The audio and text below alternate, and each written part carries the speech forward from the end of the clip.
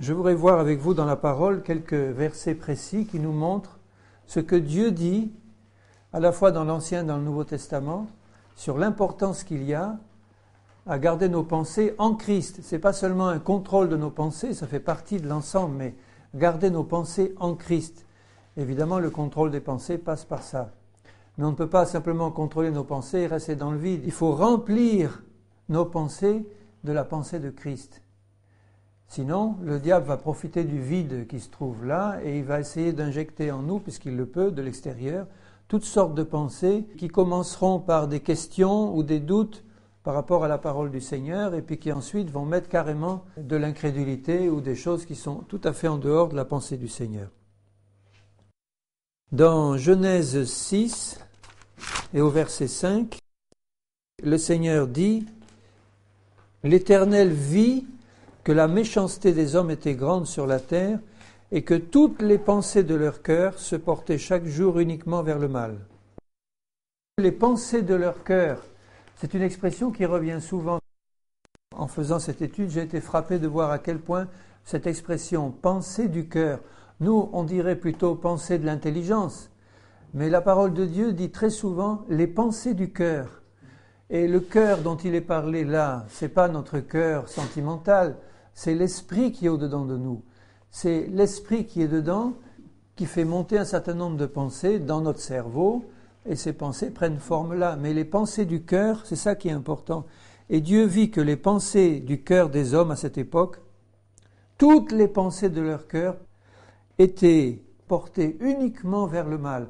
Alors comme les pensées de leur cœur étaient portées vers le mal, ils finissaient par faire le mal. Ce que l'on pense et ce qui remplit nos pensées, ça finit par se traduire dans nos paroles et puis ça se traduit par des actes. Et là, le problème de ces hommes, c'est que toutes les pensées de leur cœur étaient tournées vers le mal. Et à ce moment-là, ils ont fait ces choses abominables qui ont entraîné le déluge sur la terre et le jugement du Seigneur.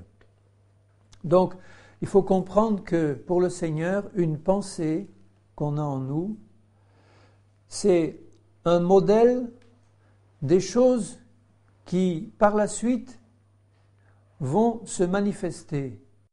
C'est comme un patron. Vous savez, dans la couture, on a des patrons. Un patron, c'est un modèle. Et puis si on prend le modèle et qu'on l'utilise bien, eh bien, on va avoir quelque chose qui va être l'objet final. Le patron n'était là que pour servir de modèle au départ. Et nos pensées, en nous, ce sont des modèles intérieurs, des choses qui vont finir par se manifester. Si les pensées de ces hommes étaient constamment tournées vers le mal, ça a fini par se traduire dans des actes mauvais. Donc ces pensées-là, ce sont des modèles intérieurs. Je crois que pour moi, c'est une substance spirituelle qui travaille là, une substance spirituelle qui vient de notre esprit, qui prend forme, et après, ça forme comme un moule qui va servir à manifester les choses auxquelles on pense. Si nous pensons constamment aux choses d'en haut, aux choses du ciel, ce sont ces choses-là qui vont se réaliser dans nos vies, parce que les pensées de notre cœur vont être en accord avec la pensée du Seigneur. On va avoir la pensée du cœur pleine des choses du Seigneur, et ce sont celles-là qui vont se réaliser dans notre vie. Si on a le cœur plein de pensées terrestres, ce sont ces pensées-là qui vont finir par se traduire par des actes et par des actions dans nos vies. Donc on doit vraiment veiller à ce que nous mettons dans nos pensées, parce que ces pensées vont finir par se traduire dans des paroles. Jésus a dit, rappelez-vous, c'est de l'abondance du cœur, et il voulait parler du même cœur que les pensées du cœur, c'est de l'abondance du cœur que naissent les mauvaises pensées, les meurtres, les adultères, etc. Ça commence là-dedans, et après ça se traduit par des actes qui sont mauvais ou qui sont bons selon la nature des pensées. Dans Proverbe 16:30, il y a un proverbe qui nous dit ceci. Celui qui ferme les yeux pour se livrer à des pensées perverses, celui qui se mord les lèvres, a déjà consommé le mal.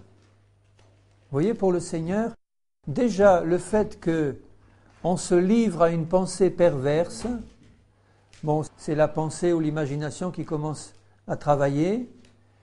Eh bien, pour le Seigneur, le mal est déjà consommé à ce niveau-là. Ce n'est pas seulement l'acte qui finit par se manifester, mais c'est déjà au niveau de la pensée. Celui qui se livre à des pensées perverses a déjà consommé le mal. C'est la raison pour laquelle le Seigneur dira, par exemple, si tu regardes une femme pour la convoiter, tu as déjà commis l'adultère. Parce que si tu gardes cette pensée-là dans le cœur, cette pensée-là de convoitise, elle finira tôt ou tard, un jour, par se traduire par un adultère physique, consommé. Mais déjà pour le Seigneur, c'est fait là-dedans.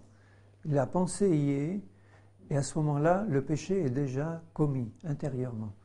C'est vraiment important de le comprendre et de ne pas laisser n'importe quelle pensée dominer sur nos vies. Un peu plus loin, dans Proverbe 23, il y a beaucoup de références, mais j'ai dû en sélectionner quelques-unes parce que ça aurait fait trop. Dans Proverbe 23 et versets 6 et 7, il dit « Ne mange pas le pain de celui dont le regard est malveillant et ne convoite pas ses friandises, car il est tel que sont les pensées dans son âme. » Ça veut dire qu'un homme est ce qu'il pense, car il est tel que sont les pensées dans son âme. Là, ce n'est pas le mot cœur qui est utilisé, c'est le mot âme, mais ce qui est important, c'est de comprendre qu'un homme, en fait, il est ce que sont ses pensées. Déjà, s'il pense à des choses mauvaises, il a déjà commis le mal. S'il a des pensées d'un certain type, une certaine coloration spirituelle, il est déjà semblable à ses pensées. C'est déjà la réalité qui est là. C'est important de comprendre que nous sommes ou nous devenons ce que sont nos pensées. Si nous avons des pensées impures, nous sommes déjà un être impur et puis nous allons le traduire par des actes impurs. Dans Jérémie 6, verset 19, il y a un verset très intéressant là où Dieu parle. C'est Dieu qui parle par la bouche du prophète et qui annonce des malheurs, mais regardez ce que Dieu dit dans Jérémie 6, 19. « Écoute terre, voici je fais venir sur ce peuple le malheur, fruit de ses pensées, car ils n'ont pas été attentifs à mes paroles, ils ont méprisé ma loi. » Vous voyez que le fait de ne pas écouter la parole de l'Éternel et de mépriser la loi, eh bien, ça n'a pas mis les pensées du Seigneur dans leurs pensées. Au lieu de ça, ils ont gardé leurs pensées mauvaises, leurs pensées charnelles et humaines, et ces pensées de péché ont fini par les faire plonger dans le malheur. Le malheur était le fruit de leurs pensées. Et c'est Dieu qui envoie le jugement, mais au départ, ce malheur est le fruit direct de leurs pensées. Un tout petit peu plus loin dans Jérémie toujours, Jérémie 18 et au verset 12, Dieu appelle son peuple pour lui dire « Reviens, tu vas au-devant du malheur, ça suffit, reviens. » Mais ils disent « C'est en vain, car nous suivrons nos pensées et nous agirons chacun selon les penchants de notre mauvais cœur. » Ils le confessent, ils disent « Non, on ne veut pas suivre le Seigneur, mais on va suivre nos pensées et les penchants de notre mauvais cœur. » Donc les pensées de leur cœur, c'était ça qui les intéressait. Et en suivant les pensées de leur cœur, ils sont tombés dans le malheur, puisqu'ils sont tombés dans le péché et dans le jugement du Seigneur. Mais ils s'en rendaient très bien compte, mais ils ont fait le choix. Ils ont dit non, nous refusons d'accepter la pensée du Seigneur et de remplir notre cœur des pensées du Seigneur. Au lieu de ça, nous suivrons nos propres pensées et nous suivrons les penchants de notre mauvais cœur. Alors, ça veut dire que une chose importante qu'il faut bien qu'on comprenne, mais je pense qu'on l'a tous compris, c'est que les pensées du cœur d'un homme qui n'est pas régénéré par le Saint-Esprit sont toutes mauvaises pour Dieu. Même si ce sont des pensées qui ont l'air bonnes, faire le bien à son prochain, etc. Bon, je ne dis pas qu'il faut le mettre sur le même plan que des pensées de meurtre, des pensées de crime, mais si ce n'est pas régénéré par la présence du Saint-Esprit, ce sont des pensées humaines. Et des pensées humaines, Dieu n'en veut pas. Donc, dans la vie d'un homme qui n'est pas régénéré par le Saint-Esprit, pour Dieu, toutes ces pensées, toutes les pensées de son cœur sont des pensées humaines, sont des pensées qu'il va falloir changer par les pensées de Dieu. Elles ne sont pas bonnes pour Dieu. Et c'est important pour nous de le savoir parce que quand on vient au Seigneur et qu'on passe par la nouvelle naissance, notre cœur est changé. Dieu nous donne un nouveau cœur, mais nous avons tellement été habitués à recevoir de notre cœur ancien des pensées mauvaises et des pensées humaines qu'il y a tout un temps où il faut renouveler nos pensées, comme dit l'apôtre Paul, les renouveler par les pensées du Seigneur, et bien distinguer ce qui vient de la chair, ce qui vient du malin, c'est pareil, et ce qui vient du Seigneur. Il faut donc que nous puissions nous entraîner à cette discipline spirituelle qui consiste à surveiller et contrôler les pensées pour voir si elles sont de Dieu ou si elles sont de la chair. Mais ce qu'il faut dire, c'est que les pensées de l'homme non régénéré sont mauvaises pour Dieu. Je lis un simple verset dans l'Ancien Testament, dans Genèse 8 encore et 21. C'est à la fin du déluge. L'Éternel sentit une odeur agréable quand Noé a fait un autel pour offrir des holocaustes. Et l'Éternel dit dans son cœur, « Je ne maudirai plus la terre à cause de l'homme, car les pensées du cœur de l'homme sont mauvaises dès sa jeunesse. » Donc Dieu reconnaît, c'est Dieu qui le dit, il faut l'accepter, les pensées du cœur de l'homme sont mauvaises dès sa jeunesse. Ça veut dire qu'elles étaient mauvaises avant, par hérédité, mais un petit enfant de 3 mois, 6 mois, il ne pense pas encore, il n'a pas la conscience de la pensée.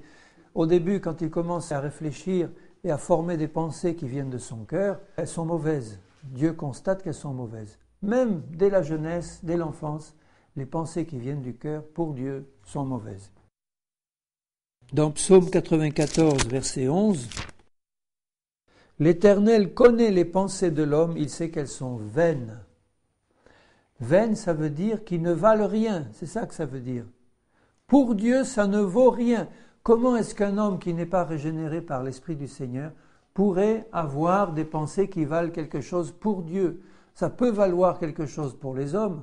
On va admirer les grands penseurs et ceux qui ont fait des grands systèmes philosophiques, même pour le secours de l'humanité, etc. Mais pour Dieu, c'est vain parce qu'il n'y a pas la croix, il n'y a pas le sacrifice de Jésus, il n'y a pas la sagesse d'en haut. C'est vain, ça ne vaut rien. Les pensées de l'homme sont vaines. Et non seulement ça, mais les pensées de l'homme sont les mêmes que celles de Satan. Il est dit dans la bouche de Jésus, dans Matthieu 16, verset 23, c'est lorsque Pierre veut empêcher Jésus d'aller à la croix. Vous connaissez la réaction du Seigneur Jésus. Il a discerné que derrière Pierre, il y avait l'esprit de Satan qui était en train de parler par sa bouche, donc par ses pensées. Et il lui dit, « Arrière de moi, Satan, tu mets en scandale, car tes pensées ne sont pas les pensées de Dieu, mais celles des hommes. » Donc c'est très clair pour Dieu, il dit que les pensées de Satan sont celles des hommes non régénérés. L'apôtre Jacques dit que tout ce qui est terrestre et charnel est aussi diabolique, donc parce que c'est souillé par le péché qui est venu de l'esprit de Satan qui a réussi à pénétrer dans l'homme par le péché. Et là, Jésus dit clairement que les pensées de Satan sont les pensées des hommes. Il ne dit pas l'inverse. Il ne dit pas que les pensées des hommes sont des pensées qui ont leur origine dans Satan. Il dit, Satan, tes pensées sont les pensées des hommes. Bon, ça veut dire que Satan a réussi à infiltrer l'espèce humaine par sa pensée et que l'espèce humaine tout entière est imprégnée de la pensée de Satan qui a existé avant l'homme. Mais actuellement, ces pensées-là humaines, ce sont les mêmes que les pensées de Satan. Exactement les mêmes. Et il dira même plus fort encore dans Marc 8, verset 33, à la même occasion, Jésus, se retournant et regardant ses disciples, réprimanda Pierre et dit, « Arrière de moi, Satan, car tu ne conçois pas les choses de Dieu, tu n'as que des pensées humaines. » C'est-à-dire des pensées qui ne conçoivent pas les choses de Dieu. Les pensées de l'homme régénéré ne doivent plus être des pensées humaines. Les pensées des hommes qui ne sont pas régénérés ne sont que les pensées de Satan. Vous vous rendez compte? Même celles qui semblent bonnes, pour Dieu, c'est pourri par le péché.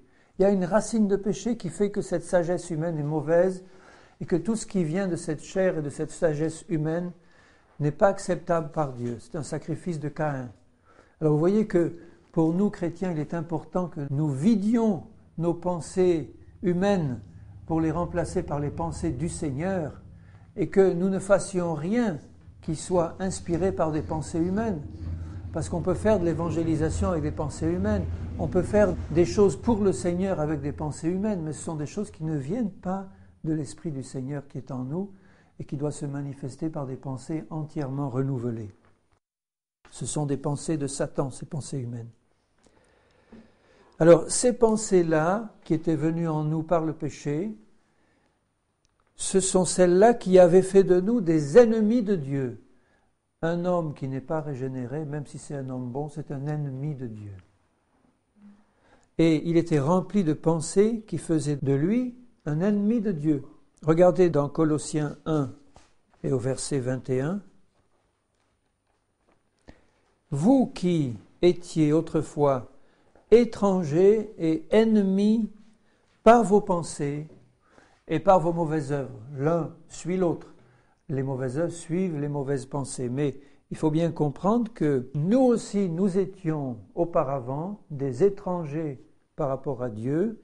Et nous étions non seulement des étrangers, parce qu'on peut être un étranger paisible, mais nous étions ennemis de Dieu par nos pensées.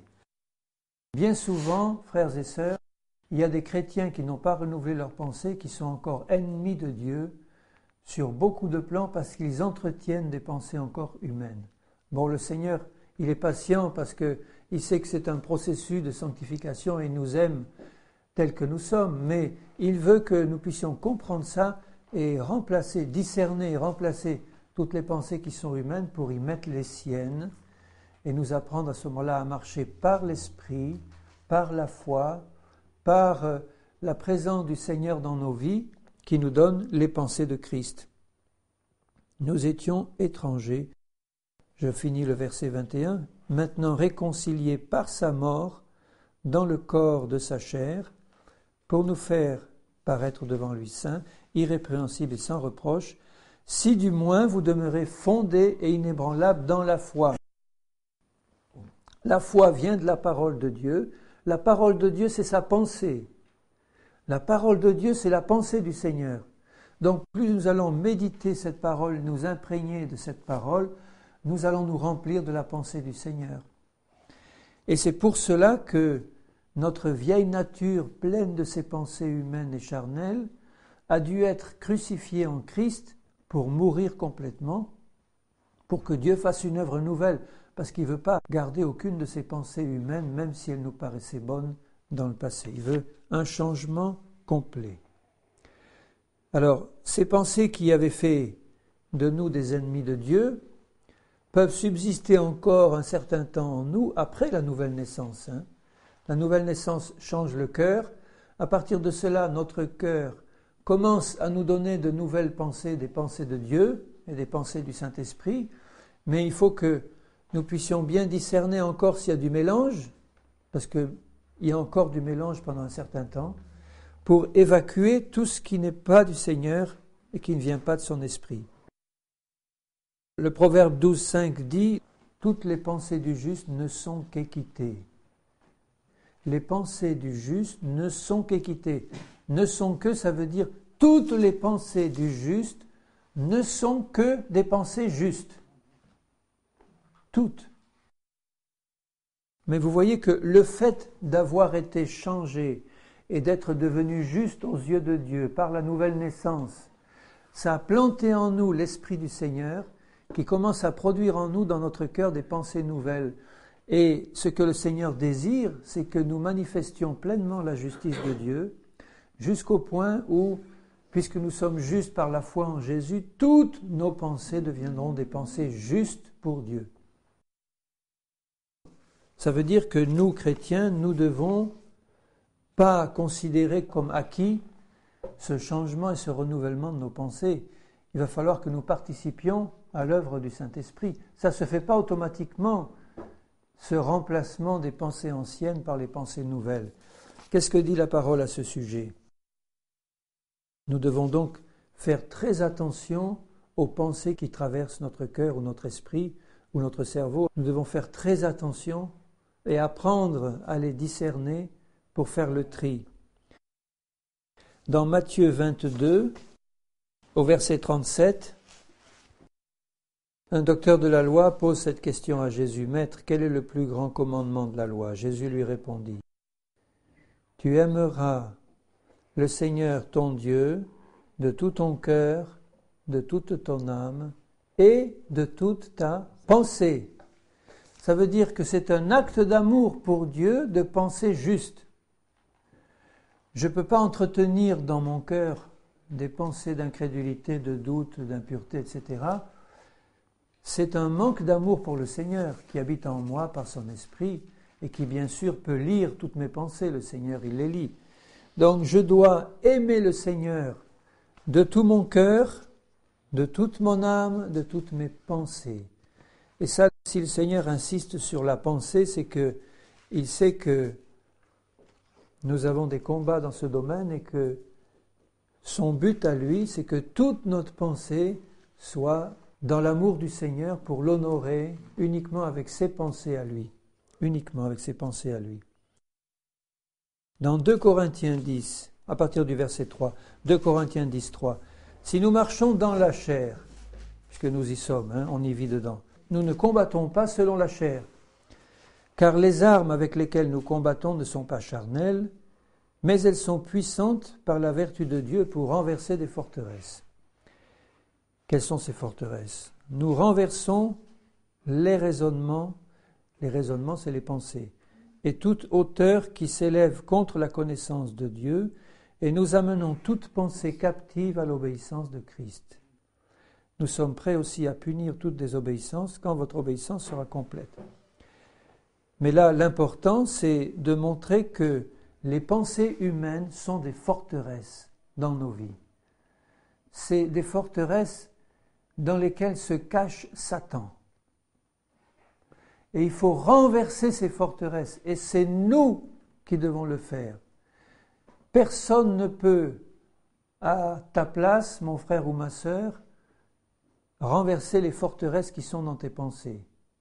C'est toi qui dois le faire, puisqu'il dit « nous renversons » avec les armes de Dieu, bien sûr, qui sont puissantes pour renverser ces forteresses-là. Ça a beau être des forteresses, elles ne peuvent pas résister devant les armes du Seigneur. Donc, nous devons utiliser ces armes spirituelles, pas seulement pour combattre contre Satan et ses démons, mais pour voir s'il n'y a pas encore quelques forteresses dans nos pensées, des forteresses des pensées humaines, qu'il va falloir détruire, parce que ça veut dire qu'il y a encore des pensées en nous qui ne sont pas captives à l'obéissance de Christ. Ça veut dire qu'il y a des pensées qui sont des esclaves de Satan, qu'il a réussi encore à garder dans notre terrain, et qui sont là comme des forteresses. Il faut détruire ça et passer au scanner toutes les pensées, ou au radar toutes les pensées, pour pouvoir voir celles qui sont selon le Seigneur et celles qui ne le sont pas, les amener captives à l'obéissance de Jésus. Ça veut dire, je discerne qu'il y a une pensée qui n'est pas du Seigneur, là, qui traverse mon esprit. Il faut que je sache qu'elle n'est pas du Seigneur, et si elle n'est pas du Seigneur, je lui mets une chaîne, je ferme sa bouche et je l'expulse au nom du Seigneur Jésus. Mais je ne dois pas permettre qu'une seule pensée qui ne soit pas du Seigneur reste plantée en moi comme une forteresse. Sinon, c'est une tête de pont pour Satan. Une tête de pont, ça veut dire une zone qu'il va pouvoir contrôler, où il va habiter là, il va se cacher là-dedans, et à partir de là, il va commencer à lancer des attaques pour essayer de contrôler un peu plus et bâtir une autre forteresse un peu plus loin. Ça, Dieu n'en veut pas. Nous renversons les raisonnements qui s'élèvent contre la connaissance de Dieu. Vous voyez les pensées humaines. Les pensées humaines ne sont pas celles de Dieu. Dieu dit « Mes pensées ne sont pas vos pensées. Vos pensées ne sont pas les miennes. » Donc il n'y a rien à voir entre les pensées de Dieu et les pensées humaines. Ne nous mettons pas dans la tête que nous pouvons encore garder la moindre bonne pensée de notre vieille nature. Même les pensées humaines les plus généreuses et les plus formidables aux yeux des hommes, pour Dieu, ce sont des pensées humaines qui doivent être éliminées, complètement éliminées, pour qu'on marche non pas selon la chair, mais selon l'esprit. Nous amenons toute pensée captive à l'obéissance de Christ. Alors ça veut dire, bien-aimé, que si tu ne le fais pas, tu désobéis au Seigneur. Si tu laisses entrer en toi, dans ta pensée, dans ton cœur, n'importe quelle pensée qui va nourrir tes imaginations, qui va t'amener comme un tout vent de doctrine, là, et qui va te faire tourner comme une girouette à mesure que ces pensées rentrent de tous les côtés, tu es responsable de ça, du contrôle de ces pensées pour vérifier si elles sont captives à Christ. si ce sont des pensées qui viennent du Seigneur. Et si nous ne le faisons pas, nous péchons devant Dieu. Évidemment, nous avons besoin d'apprendre et nous devons être patients aussi avec ceux qui sont jeunes dans la foi, mais très vite le Seigneur veut nous montrer que c'est un combat que nous devons mener nous-mêmes, que le Seigneur ne va pas mener pour nous et que personne ne va mener pour nous, que toi tu dois le mener. Et c'est vrai que ceux qui font de la dépression nerveuse, c'est d'abord un manque de contrôle de leurs pensées. Ils ont laissé toutes sortes de pensées, que ce soit des pensées de suicide, d'échec, de n'importe quoi rentrer là, des pensées de découragement profond, des pensées qu'on ne va pas y arriver, que Dieu nous a abandonnés, enfin toutes sortes de pensées qui ne sont pas les pensées du Seigneur. Et ce sont ces pensées-là qui, à force de rentrer et de se planter comme des traits enflammés du malin dans notre cerveau ou notre cœur, elles tournent et on les garde et on y pense et on y repense et puis à mesure qu'on y repense, on s'enfonce de plus en plus dans la dépression, dans les ténèbres, parce que ce sont des pensées du malin qui sont là envoyées pour nous détruire, pour nous plonger dans les ténèbres, pour nous plonger dans tout ce qui n'est pas du Seigneur. C'est pour ça qu'il faut contrôler, parce que quand nous nous plongeons dans les pensées du Seigneur, que nous réfléchissons à ce qu'il a fait, à ce qu'il est, à ce qu'il a préparé pour nous, à son retour proche, à la nouvelle Jérusalem rayonnante là qui nous attend, à ces demeures célestes, au don du Seigneur, à la puissance du Saint-Esprit qui habite dans nos cœurs, au plan du Seigneur pour nous, qui veut nous transformer à l'image de Jésus. Si on était constamment plongé dans ces pensées, mais nous n'aurions pas la même attitude dans le combat, on serait rempli de foi et de Saint-Esprit pour lutter contre ces choses. Dans Philippiens 4 et verset 8 d'abord, je lirai Philippiens 4, 8. Au reste, frères, que tout ce qui est vrai, tout ce qui est honorable, tout ce qui est juste, tout ce qui est pur, tout ce qui est aimable, tout ce qui mérite l'approbation, tout ce qui est divin, ce qui est vertueux et digne de louange, soit l'objet de vos pensées. Alors si l'objet de mes pensées est quelque chose d'autre que ce qui est saint, pur, digne de louange, etc., si je commence à entretenir une pensée de doute ou d'incrédulité, mais qu'est-ce qui va arriver si j'arrête de faire ça, je vais manquer, ou qu'est-ce qui va arriver si, est-ce que je ne vais pas... Bon, ça vient très vite des pensées de doute et d'incrédulité. Satan s'y entend très bien pour nous bombarder et nous envoyer ça. Lui, c'est son travail. Il est capable de nous planter des pensées de loin. Mais nous, notre travail, c'est de faire de toutes les choses de Dieu l'objet de nos pensées, d'y réfléchir en permanence. Et c'est pour ça que ce soit dans nos lectures, que ce soit dans nos méditations personnelles, que ce soit dans nos conversations. Vous savez, une conversation où on commence à parler qu'un tel, il a chuté, mais on commence à critiquer, on commence à raconter des choses, et puis à calomnier même, et puis à en rajouter. Ce ne sont pas des pensées qui édifient, ce sont des pensées qui détruisent, non seulement nous, mais la personne qui est concernée. Spirituellement, elle ramasse des coups. Donc ça nous demande une discipline sévère pour contrôler tout ce qui entre dans nos pensées et vérifier si tout ce à quoi nous pensons toute la journée, c'est bien quelque chose qui vient de Dieu, qui est pur, saint, agréable, digne de confiance et de louange. Ce que vous avez appris, reçu et entendu de moi, et ce que vous avez vu en moi, pratiquez-le, et le Dieu de paix sera avec vous. Le Dieu de paix n'est pas avec nous si nous entretenons des pensées mauvaises.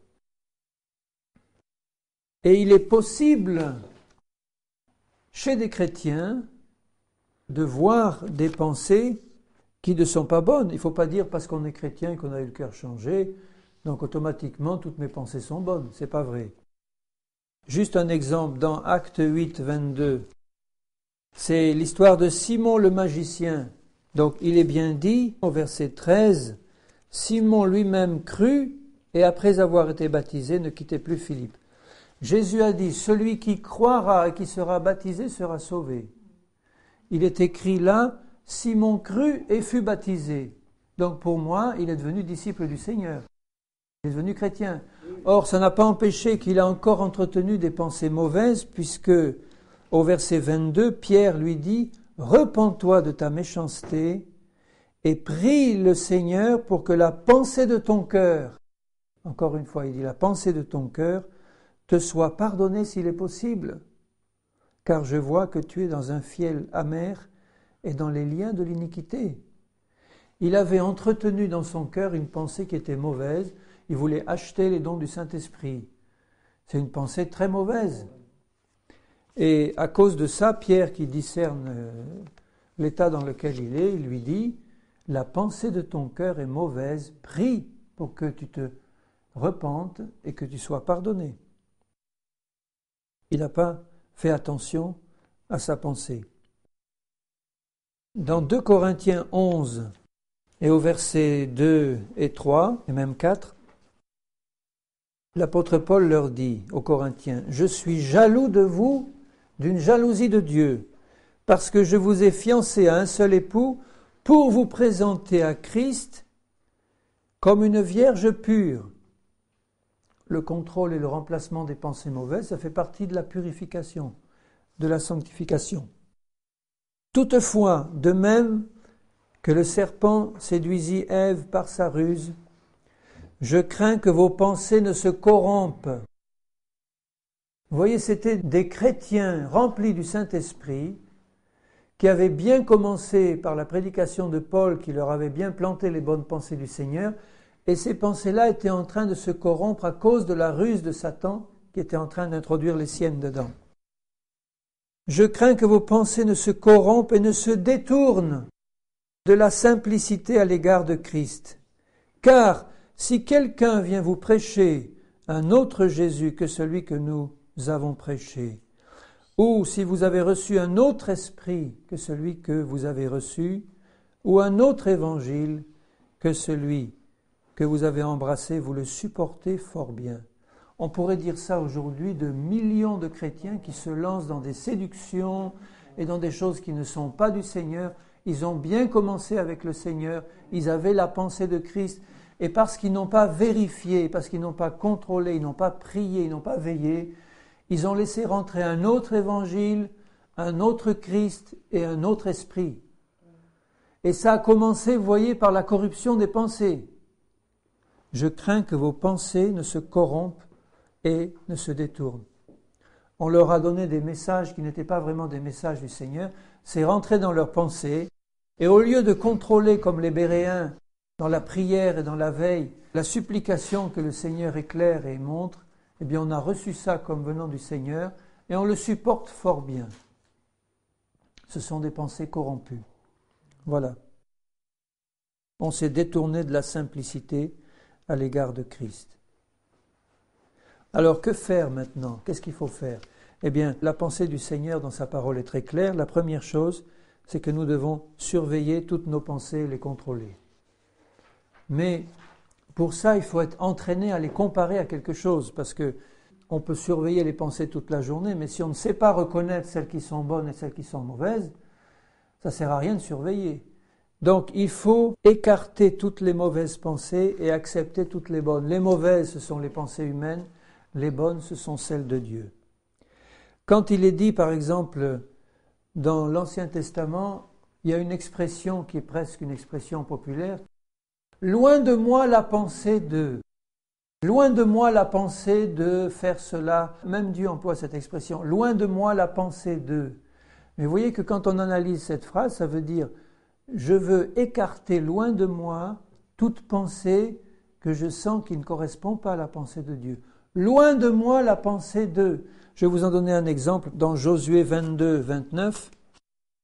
Ce sont les Israélites qui disent « Loin de nous la pensée de nous révolter contre l'Éternel et de nous détourner aujourd'hui de l'Éternel en bâtissant un autel pour des holocaustes, etc. » Loin de nous la pensée de nous révolter contre l'Éternel. Vous voyez qu'ils avaient compris qu'il fallait qu'ils appliquent un contrôle serré de leurs pensées, et ça commençait par le fait de discerner qu'il y avait des pensées de révolte ou des pensées mauvaises qui venaient, et ils disent au départ « Loin de nous la pensée ». Ils étaient décidés à rejeter toute pensée qui n'était pas du Seigneur. Il faut que nous soyons décidés à contrôler et à rejeter d'une manière impitoyable, parce que quelquefois ça fait du bien à notre chair de nourrir des pensées d'apitoiement sur soi-même, des pensées de tristesse, des pensées comme ça, des pensées qui sont charnelles et diaboliques. Dire « Oh pauvre, ce que tu es en train de vivre, les gens ne te comprennent pas, regarde les chrétiens autour de toi, ils ne te comprennent pas, ils ne t'aident pas. » Ça, c'est des pensées qui viennent directement de Satan pour te plonger dans l'incrédulité, dans la critique vis-à-vis des frères, etc.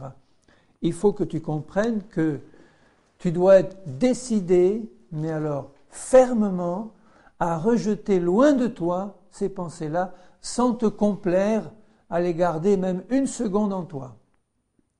Une seconde, c'est une seconde de trop. Quelquefois, il te faudra 1 heure pour arriver à faire sortir de ta tête une pensée que tu as gardée 2 secondes. Parce que tu as gardé 2 ou 3 secondes une certaine pensée, ça y est, elle a commencé à se planter. Tu n'as pas tout de suite réagi, et à cause de ça, il te faut lutter beaucoup plus pour la déraciner. Alors imaginez des pensées qu'on entretient depuis des années, des pensées d'amertume, des pensées de colère ou d'animosité contre tel ou tel frère qui nous a vraiment fait du mal dans le passé ou sœur, des pensées d'incrédulité, qu'on ne va pas s'en sortir, qu'on est malade pour la vie, etc. Imaginez un peu le travail que le Saint-Esprit doit faire pour nous révéler la vérité et le travail que nous devons faire pour déraciner cette pensée et pour planter les bonnes à la place. Mais c'est un travail qui peut se faire dans des conditions normales par la puissance du Saint-Esprit. Si nous sommes décidés, le Seigneur va nous aider et nous donner la force nécessaire. Il ne faut pas croire que c'est impossible, sinon Dieu ne nous le demanderait pas. Alors, comment discerner les bonnes et les mauvaises pensées, une fois qu'on est décidé à écarter les mauvaises? Eh bien, c'est uniquement en faisant 2 choses, en méditant la parole de Dieu et en restant unis dans le cœur à Jésus, par son esprit. Alors d'abord, méditez la parole de Dieu. Lisez Hébreux 4, 12. Méditer par l'esprit et nous remplir de la parole. Hébreux 4, 12. Je lirai même le verset 11 pour nous montrer que ce n'est pas facile. Le combat dans les pensées, c'est le combat le plus difficile de la vie d'un chrétien. Une fois que tu as les victoires dans ta pensée, ça y est, le Seigneur peut vraiment faire une grande œuvre dans ta vie. Dans Hébreux 4, 11, il dit « Efforçons-nous donc d'entrer dans ce repos, afin que personne ne tombe en donnant le même exemple de désobéissance. Efforçons-nous, car la parole de Dieu est vivante et efficace, plus tranchante qu'une épée quelconque, à 2 tranchants, pénétrante jusqu'à partager âme et esprit, jointure et moelle. Elle juge les sentiments et les pensées du cœur. » Encore ce mot, la pensée du cœur. La parole de Dieu juge les pensées du cœur. Ça veut dire que la parole, c'est comme un étalon, un critère, une règle qu'on va pouvoir utiliser pour mesurer les pensées, les comparer à cet étalon et voir si ça vient de Dieu ou si ça vient de l'homme ou de l'ennemi. Donc plus nous allons méditer la parole et laisser le Saint-Esprit nous révéler la parole dans nos cœurs, plus nous allons avoir la lumière pour comprendre quelles sont les bonnes et les mauvaises pensées.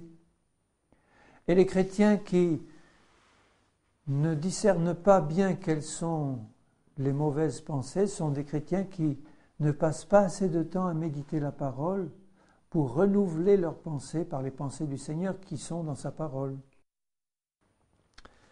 Donc ça implique que ça se fasse, ce travail de méditation, dans l'esprit bien sûr. Ce n'est pas apprendre par cœur seulement des versets. Si ce n'est pas fait dans l'esprit, il faut que ce soit en esprit, en vérité. Donc dans la prière, Seigneur, je m'approche de ta parole pour pouvoir recevoir ta pensée et m'en remplir. Et en même temps, pour que tu me montres au passage tout ce qui reste encore dans mon cœur, qui sont des pensées humaines, que je vais détruire, ces forteresses, par ta parole et par ta pensée.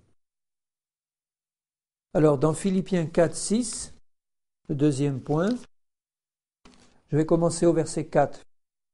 Réjouissez-vous toujours dans le Seigneur. Donc, il dit dans le Seigneur. Je le répète, réjouissez-vous, que votre douceur soit connue de tous les hommes. Le Seigneur est proche. Ne vous inquiétez de rien. Voilà la pensée du Seigneur. Quand je commence à m'inquiéter pour ma vie ou mon avenir, je suis dans la pensée humaine.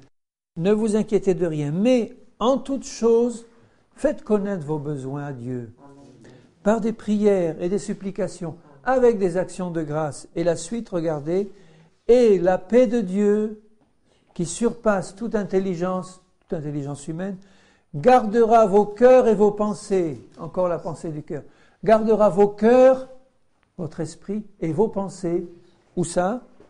En Jésus-Christ. Donc, pas seulement dans la parole, mais ça va ensemble les deux, mais en Jésus-Christ, que je reste, Seigneur, planté en toi, dans la communion avec toi. Je relis parce que c'est important, le verset 6 et le verset 7. Ne vous inquiétez de rien, mais en toute chose, ça veut dire dans toutes les circonstances de ta vie, quelles qu'elles soient financières, qu'elles soient physiques, qu'elles soient n'importe quoi, tu veux avoir la pensée du Seigneur, eh bien, fais-lui connaître tes besoins avec des prières, des supplications et des actions de grâce, parce que tu es dans la foi à ce moment-là. La parole de Dieu a agi dans ton cœur, tu as compris que Dieu était un Père qui s'occupe de toi, tu as compris qu'en priant, Dieu écoute ta prière et il va l'exaucer, parce que tu as la pensée du Seigneur, tu ne vas pas demander quelque chose qui est contre la pensée du Seigneur, tu vas demander au nom de Jésus-Christ, tu vas demander dans la confiance tranquille, et à ce moment-là, la paix de Dieu va garder tes pensées et ton cœur et tes pensées en Jésus. Donc tu vois le rôle de la prière là aussi, il y a le rôle de la méditation, mais pour rester en communion avec Jésus et rester en lui, il faut rester dans le dialogue avec lui, dans la prière. Mes besoins, Seigneur, je te les présente parce que je m'appuie sur ta pensée, sur ta parole. Et comme je t'ai présenté tous mes besoins, que tu es celui qui va et qui peut répondre à tous mes besoins, ta paix va garder mes pensées en toi. Ta paix. Donc si nos pensées vagabondent et ne sont pas en Christ, c'est peut-être aussi que nous ne nous sommes pas assez approchés du Seigneur pour déverser avec confiance dans la prière nos problèmes et nos difficultés devant lui. Parce que quand nous le faisons vraiment, quand on est vraiment dans une difficulté, qu'on va passer un moment dans le Seigneur, dans sa parole, à déverser nos cœurs devant lui, il y a un moment où la paix du Seigneur descend dans nos cœurs et garde à ce moment-là nos pensées dans le Seigneur. Et quand nos pensées sont dans le Seigneur, on est dans la paix, on est tranquille, on est dans la foi, on sait que notre Dieu est en train de s'occuper de ce problème. Alors, il y a aussi une autre chose que nous devons faire, ça ce sont les principales, mais il y a une chose qui est un peu la conséquence de tout cela, c'est que nous devons surveiller nos paroles, parce que Jésus a dit, c'est de l'abondance du cœur que ta bouche parle. Donc, le travail du contrôle de nos pensées doit aller en même temps qu'un travail de contrôle de nos paroles. Mais inversement, c'est en observant la manière dont je parle que je vais pouvoir comprendre s'il y a encore des pensées humaines dans mon cœur. Ou c'est en observant la manière dont les autres parlent que je vais pouvoir, puisque je ne peux pas deviner leurs pensées, ce n'est pas permis par Dieu, je peux avoir une révélation par le Saint-Esprit pour connaître la pensée de quelqu'un, comme Jésus qui discernait la pensée du cœur de ses disciples. Mais sinon, je vais utiliser le contrôle de la parole pour me rendre compte de ce qu'il y a dans le cœur. C'est vrai que si j'entends un chrétien dire constamment des mots d'incrédulité, des mots de doute, eh bien je pourrais en déduire, sans me tromper, que c'est dans son cœur. Si je m'écoute parler et que je vois des paroles de doute, d'incrédulité, de critique et autres qui sortent, c'est une bonne indication pour moi que les pensées de mon cœur sont encore celles-là. Alors je dois faire aussi ce contrôle de mes paroles, mais ce contrôle de mes paroles qui va suivre le contrôle de mes pensées. Il ne s'agit pas d'adapter une technique en disant « bon, maintenant je vais me fermer la bouche et puis ça va régler le problème ». Ça ne réglera pas le problème si c'est dedans. Si c'est dedans, ça va forcément sortir un jour ou l'autre, tu ne pourras pas. Je lirai Proverbe 30, 32. « Si tu as des mauvaises pensées, mets la main sur la bouche. » Moi, ça me fait penser à une réaction de sauvegarde immédiate. Tu sais, bon, c'est comme on ferme l'écoutille. Tu as une mauvaise pensée, mets ta main sur la bouche parce qu'elle ne va pas tarder à sortir. Ferme ta bouche, tais-toi.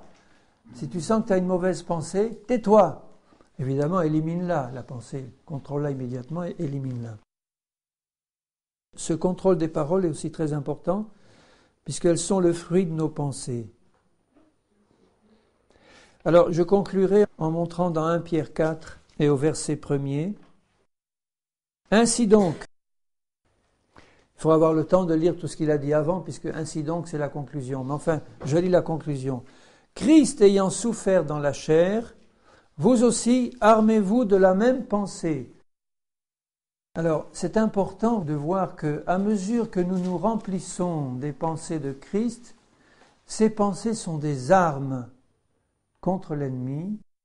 Ce sont des armes pour nous défendre dans toutes les situations de la vie. Il dit, armez-vous de cette pensée. Arme-toi. On parle souvent de l'armure du chrétien, du casque du salut, etc. Mais là, il y a une autre arme. C'est l'arme des pensées du Seigneur.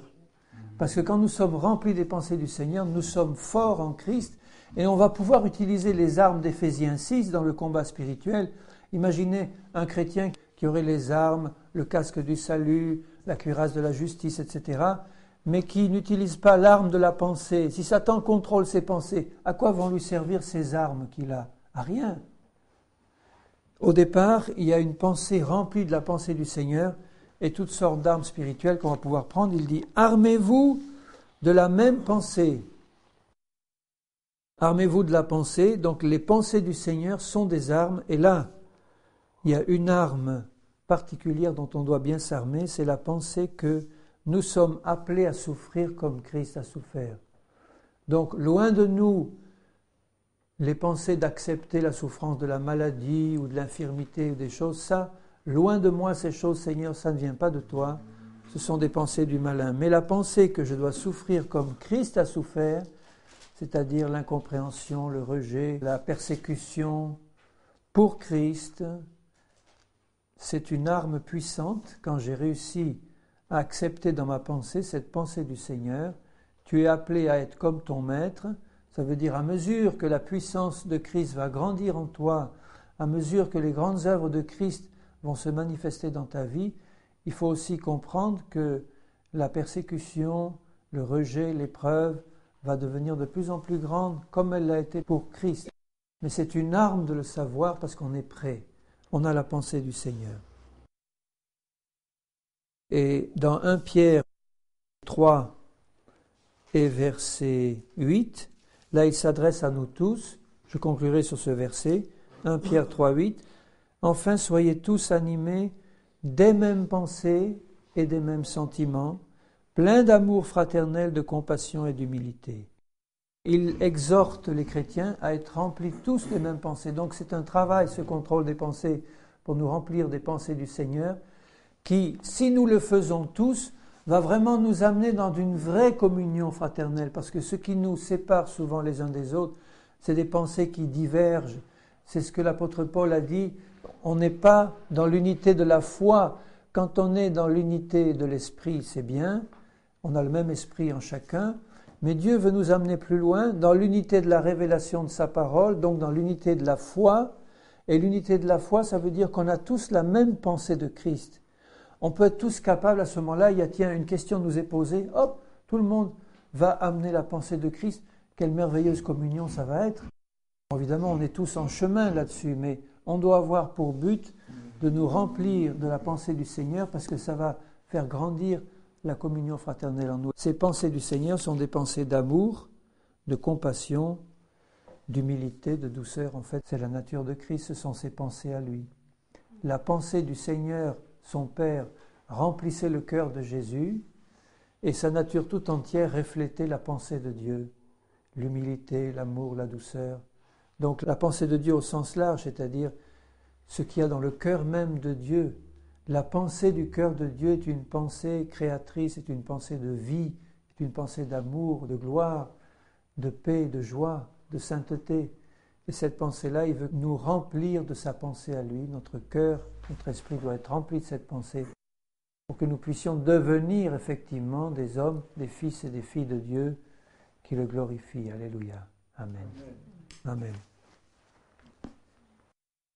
Donc en conclusion, j'insiste sur l'importance d'amener toute pensée captive à l'obéissance de Christ par la méditation de la parole et la fréquentation assidue du Seigneur Jésus dans la prière, dans la communion avec lui, pour que nous puissions renouveler nos pensées, complètement renouveler nos pensées, renouveler notre intelligence. Alléluia. Dans ce combat, Seigneur, je sais que nous pouvons compter sur ton aide. Et je te remercie de le faire, Seigneur, pour ma part et pour nous tous. Remplis-nous vraiment de ta pensée, de la connaissance des choses d'en haut, que constamment nous puissions penser aux choses d'en haut et non à celles qui sont sur la terre, Seigneur.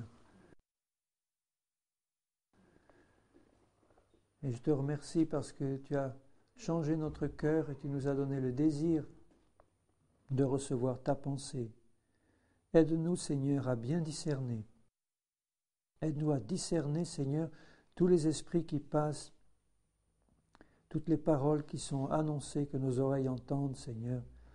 Et tout ce qui est fait, aide-nous et fais grandir en nous ta pensée par ta parole et ton esprit, que nous puissions immédiatement reconnaître une pensée qui n'est pas de toi pour pouvoir la rejeter, qu'elle ne se plante pas en nous pour produire du mauvais fruit. Mais que ce soit tes pensées à toi, Seigneur, qui nous habitent et qui nous remplissent complètement, pour ta gloire, Seigneur, au nom de Jésus-Christ. Amen. Amen.